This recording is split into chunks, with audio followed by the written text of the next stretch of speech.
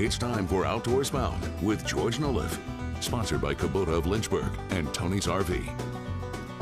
Outdoors Bound this morning. If you love to hunt, you love to fish, you love seafood, we have exactly what you need. WFXR's George Noliff joining us with some stories for us this morning. George, how's it going? Hey, Brandon, a whole lot to love in this report. You ever been up to Lake Moomaw? No. You got to get up there just for the scenery, if nothing else. It is beautiful. Trust me on that one.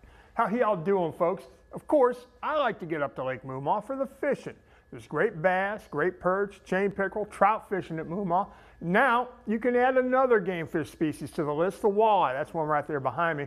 There's been a bunch of reports of walleye being caught recently, most in the 10 to 12 inch range. Now, when y'all told me about it, I checked with the Virginia Department of Wildlife Resources. Walleyes were stocked there 18 months ago. Now, they are not of harvestable size yet. They have to be 18 inches in Virginia.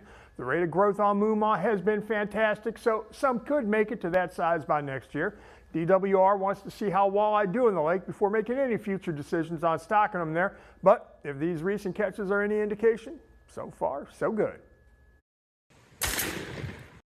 We've entered a new fiscal year. That means new hunting and trapping regulations. The DWR is out with the new regs. Now, you can pick up a copy from most places where hunting licenses are sold, or just go online to the DWR's website. Take a look at them there. One thing to note in the new regs, Roanoke, Wythe, and Franklin counties have been added to Chronic Wasting Disease Management Area 3. That's DMA 3. Now, that's going to affect deer hunters in those counties next fall, so read up on it. Now, up until 6 years ago, Virginia did not have a commercial food shrimp industry. Now it does in the lower Chesapeake and near Virginia Beach, and it is expanded.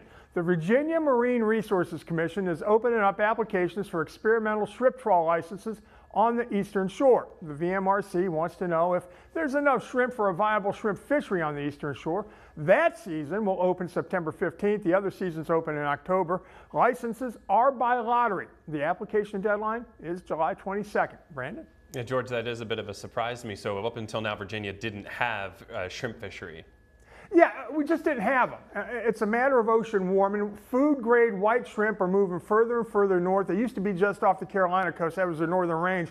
Now we have them in harvestable numbers in Virginia waters.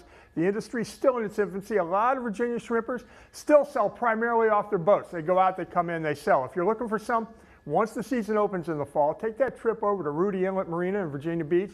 That's where a lot of shrimp boats come in. You can get them as low as $5 a pound.